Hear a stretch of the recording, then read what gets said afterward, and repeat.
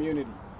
I want to thank everyone in this community all across Broward County, the state of Florida, and this nation for your support, your prayers, your efforts, your wisdom, the work that's been put in. I want to certainly continue to recognize and thank our employees, our counselors, our social workers, our therapists who continue to work hard each and every day to service the students, the faculty in this community.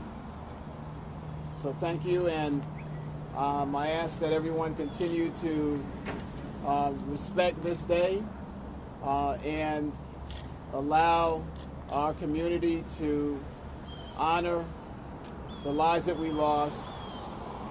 And although we mourn from the lives that we lost through a horrific act of hate and anger, I believe that we must also celebrate the possibilities of what can be through love and support.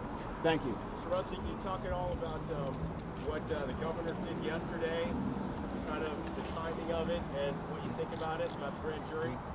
Yeah, actually, I agree with what the governor did. I think it'll be a good step to help districts around the state better understand where we all are relative to safety and security. And as much as we can learn, that'll help us to get better. My goal each and every day is to make our district safer than it was yesterday. And anything that we can learn that will help us toward that goal, absolutely, I welcome that. I expect that Broward County Public Schools will become the safest school district in this state and maybe in this country. That's what we're pushing for. I think we have a grand opportunity here to be an example for the rest of the state and the nation.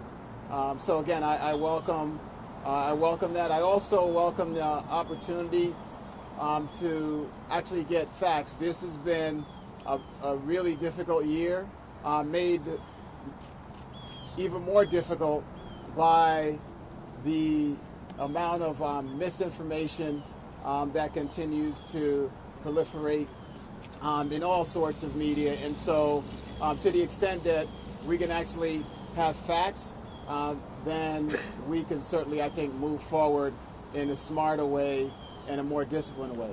Mr. Runcie, what do you say to the criticizers, people who criticize your leaders both before the shooting and after your leadership? What do you say to them? Well, what I would say is that I understand that how difficult this situation is, and there's nothing that we can do as an administration, as a school district, as a leadership team. There's nothing that I can do that will make 17 lives lost or 17 that were injured, that will make that okay, that can never return those lives.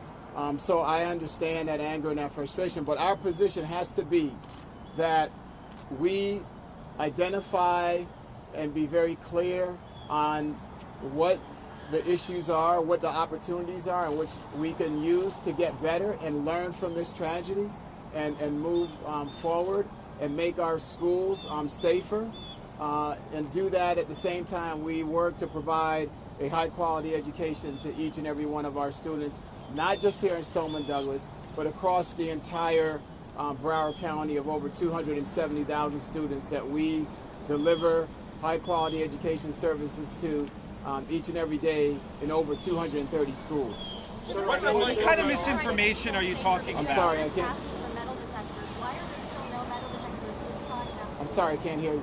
You have parents who are asking you to help make schools safer to install metal detectors, but they say that never came to fruition. Can you speak to that? So we've had several meetings recently with parents, and I've committed to them that we will re-look to take a second look at that particular issue, and within the next few weeks we'll provide an answer how we may move forward on it. So you said that was going to happen before school started. And well, so let me just say this. Part of the work that we've done, none of us are school security experts. So we've hired a school security expert, one of the best independent firms in the nation. They've been advising us on how to prioritize our investments to make sure that we're doing what we can with the resources that we can to improve safety and security across our schools. And we've been doing that as we've gone throughout the past year. Can you talk about the changes that have been made over the past year and what still needs to be done to make these schools safer? Sure. So immediately up on the tragedy, we worked to provide services to deal with the trauma and the impact of this on a human level, right? So we wanted to make sure that we were able to service this community. We opened 5 resiliency centers here within the Parkland community. One of them was 24/7. We staffed them with counselors, therapists. We actually reached out and brought in other organizations such as the National Center for School Crisis and Bereavement, the Center for Mind-Body Medicine. We've staffed an additional 25 clinicians in this zone. We've even brought therapy dogs and lots of other resources. In terms of safety, we've actually been working on safety projects for quite some time.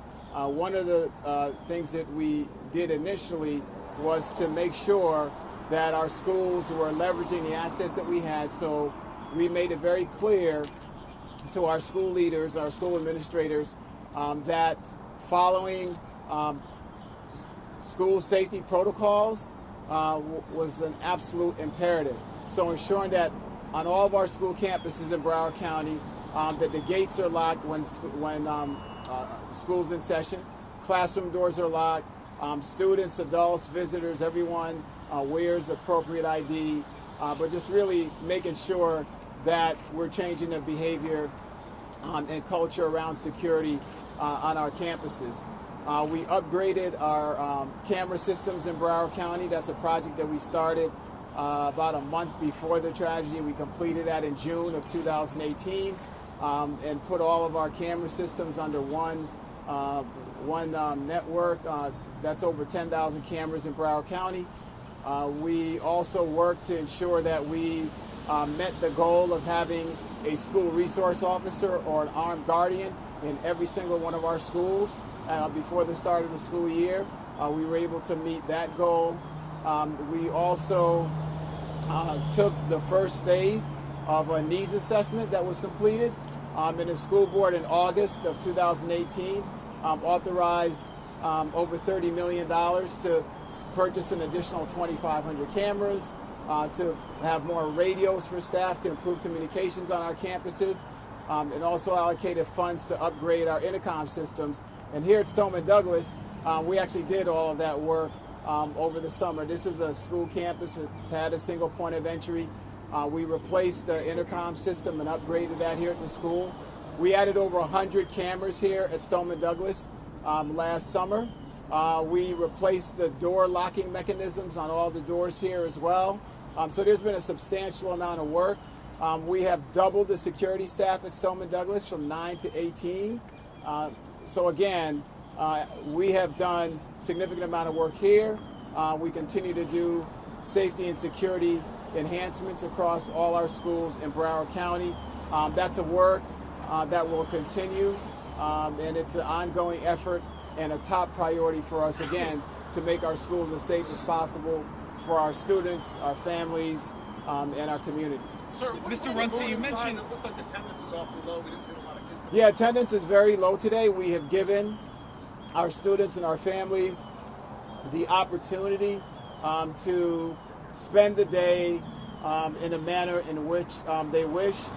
There are a variety of opportunities throughout this community and across the county to engage in service and support activities, but attendance is significantly low because we offered that option to students here at Stoneman Douglas.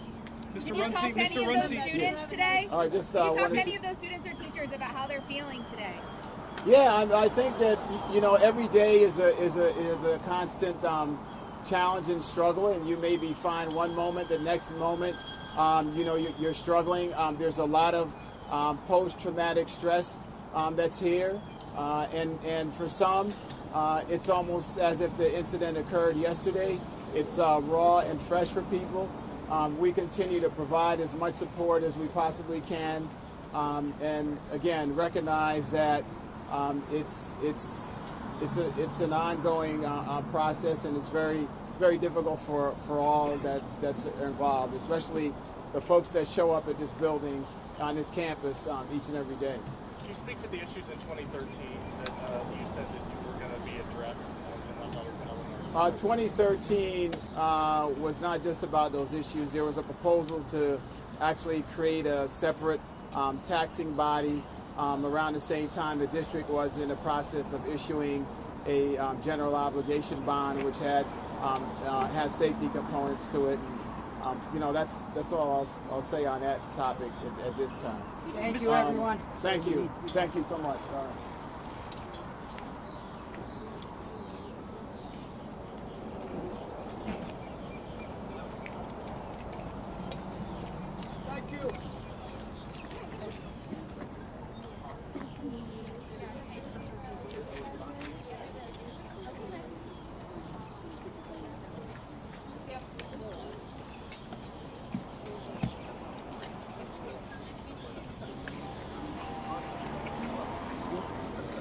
That's all I have to say about that.